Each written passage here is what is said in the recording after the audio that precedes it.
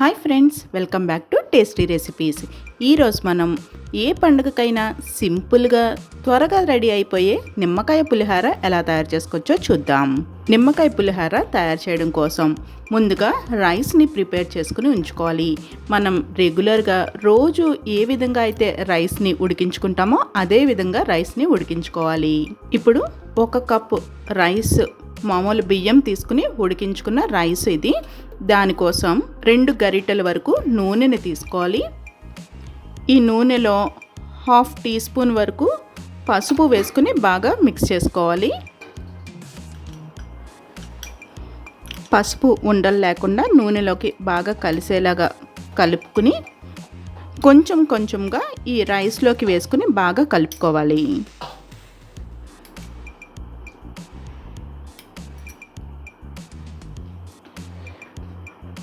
మనం ముందు ఏ పిండి వంటలు, ఏ పండుగ అయినా కానీ మనం ముందు పులిహోర, స్వీట్ ఇలాంటివి తయారు చేసుకుంటాం కదా.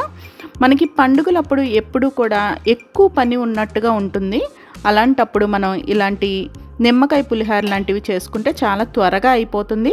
మనం ఎలాగూ రైస్ ప్రిపేర్ చేసుకుంటాం కాబట్టి ఆ రైస్తో మనం ఈ విధంగా సింపుల్గా తయారు చేసేసుకోవచ్చు. ఈ విధంగా కొంచెం కొంచెంగా నూనెని వేసుకుంటూ పసుపు ఈ నూనె మొత్తం అన్నంకి పట్టేలాగా కలుపుకోవాలి. పసుపు అంతా కూడా అన్నంకి పట్టించిన తర్వాత కొంచెం కొత్తిమీర లేదంటే కరివేపాకుని వేసుకుని మిక్స్ చేసుకోవాలి. మనకి కొత్తిమీర ఇష్టపడే వాళ్ళు కొత్తిమీర వేసుకోవచ్చు, లేదంటే కరివేపాకు వేసుకోవచ్చు. ఈ వేడివేడిగా ఉన్న అన్నంలో మనం ఈ పసుపు ఇంకా ఈ కొత్తిమీర వేయడం వల్ల కొత్తిమీర ఫ్లేవర్ అంతా కూడా రైస్కి పడుతుంది. కరివేపాకు ఇష్టపడే వాళ్ళు కరివేపాకు వేసుకోవచ్చు. ఇప్పుడు దీనిలోకి నిమ్మరసం కూడా వేసేసుకుందాము. 4 నుంచి 5 నిమ్మకాయలు పడుతాయి. దీంట్లో గింజలు తీసేసుకుని రసంని తీసుకుందాము. నిమ్మరసంని గింజలు రాకుండా ఈ విధంగా వడకట్టేసుకుని ఈ రసంని ఈ అన్నంలో కలుపుకోవాలి. మనం కొంచెం కలుపుకున్న తర్వాత పులుపు సరిపోలేదు అంటే మళ్ళీ యాడ్ చేసుకోవచ్చు. ఇన్స్టెంట్గా చేసేసుకోవచ్చు కాబట్టి నిమ్మరసం మనం వేసుకున్న తర్వాత మనకి ఎప్పుడూ కూడా నిమ్మకాయ పులిహోర త్వరగా రెడీ అయిపోతుంది. అలాగే కొంచెం సేపటికి మనకి ఈ పులుపు అనేది రైస్కి పడుతుంది కాబట్టి ముందు పోపు కన్నా ముందు మనం ఇలా కలిపేసుకుని ఉంచుకున్నాం అనుకోండి, పోపు చేసుకునే లోపు మనకి ఇదంతా కూడా పులుపు పడుతుంది. ఇలా కలిపేసుకున్న తర్వాత పోపు రెడీ చేసుకుందాము. ఇప్పుడు పోపు కోసం కొంచెం నూనె, ఆవాలు, శనగపప్పు, వేరుశనగ గుళ్ళు. ట్రెడిషనల్గా అంటే మనకి వేరుశనగ గుళ్ళు వేసుకుంటాము. క్యాష్యూ లాంటివి ఇష్టపడే వాళ్ళు క్యాష్యూ కూడా యాడ్ చేసుకోవచ్చు. ఇంగువ, ఫ్రెష్ కరివేపాకు, తురుముకున్న అల్లం, మనకి ముక్కలు కూడా వేసుకోవచ్చు. ముక్కలు మనకి పంటికి తగిలితే ఇష్టపడము అనుకున్న వాళ్ళు ఇలా తురుముకోవచ్చు. 3 ఎండుమిరపకాయలు, 4 పచ్చిమిర్చి. మనకి పచ్చిమిర్చి కావాలి అనుకుంటే పచ్చిమిర్చి ఎక్కువగా వేసుకోవచ్చు. మన టేస్ట్కి తగ్గట్టుగా మనం ఈ కారంని అడ్జస్ట్ చేసుకోవచ్చు. ఇంకా రుచికి సరిపడా ఉప్పు. మనం నిమ్మరసం కలిపేటప్పుడే ఈ రైస్లో ఉప్పుని కలిపేయాలి. నేను ఇప్పుడు కలుపుతున్నాను. ఈ పోపువి అన్నీ కూడా పక్కకు పెట్టుకుని మనం నిమ్మరసం కలుపుతాం కదా, ఆ నిమ్మరసంలోనే ఈ ఉప్పును వేసేసుకుని కలిపేసుకోవచ్చు. 1 టీ స్పూన్ వరకు ఉప్పును వేసాను. తర్వాత మన టేస్ట్కి తగ్గట్టుగా అడ్జస్ట్ చేసుకుని చూసుకోవచ్చు కదా. 1 టీ స్పూన్ అయితే సరిపోతుంది. మొత్తం రైస్ అంతటికి కూడా కలిసేలాగా కలుపుకోవాలి.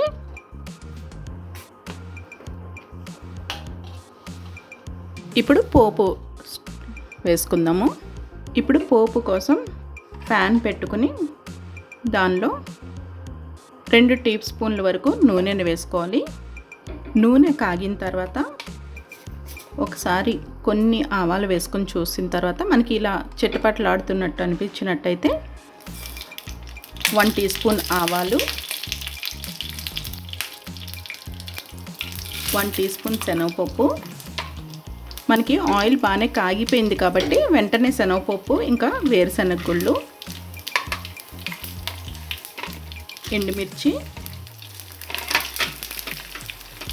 పచ్చిమిర్చి వేసుకుని ఫ్రై చేసుకోవాలి.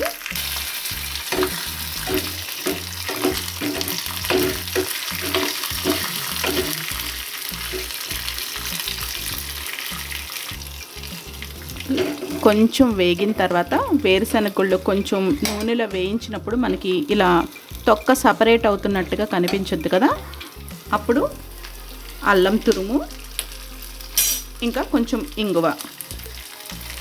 మనకి పులిహోరకి ఎప్పుడు కూడా ప్రసాదం ఇంకా టెంపుల్ స్టైల్ టేస్ట్ రావాలి అంటే ఈ విధంగా మనం ఇంగువ వేసుకుంటే టేస్ట్ బాగుంటుంది.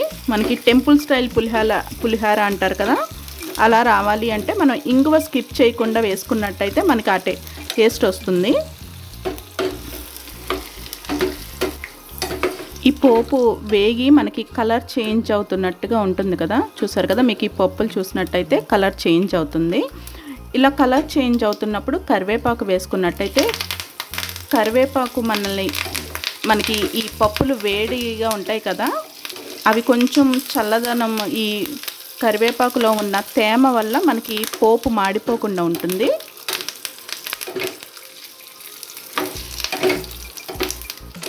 కొంచెం ఇలా ఫ్రై చేసుకున్న తర్వాత స్టవ్ ఆఫ్ చేసేసుకోవాలి. మనకి ఈ పప్పులన్నీ కూడా వేగిపోయినాయి. ఈ కరివేపాకు కొంచెం ఇలా మరీ ఫ్రై అయిపోకుండా ఈ విధంగా ఉంటే సరిపోతుంది.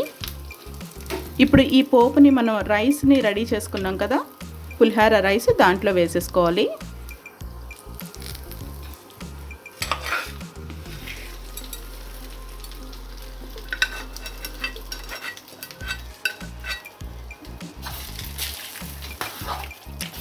ఈ పోపు వేడివేడిగా మనం ఈ రైస్లో కలిపేసుకుంటే మనకి పోపు ఫ్లేవర్ అంతా కూడా రైస్కి బాగా పడుతుంది.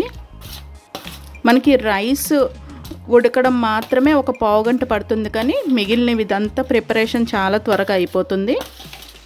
చూసారు కదండి, పులిహోర రెడీ అయిపోయింది. నిమ్మకాయ పులిహోర సర్వింగ్ బౌల్లోకి ట్రాన్స్ఫర్ చేసేసుకుందాము.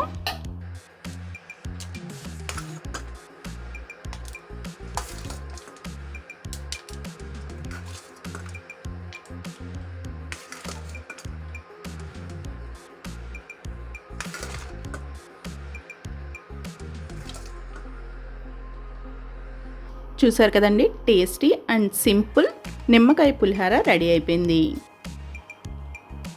ఈ వీడియో మీకు నచ్చినట్టయితే సబ్స్క్రైబ్ చేసుకుని పక్కనున్న బెల్ ఐకాన్ని ప్రెస్ చేసినట్టయితే నేను ఎప్పుడు వీడియో పెట్టినా మీకు నోటిఫికేషన్ వస్తుంది. Thank you for watching our channel.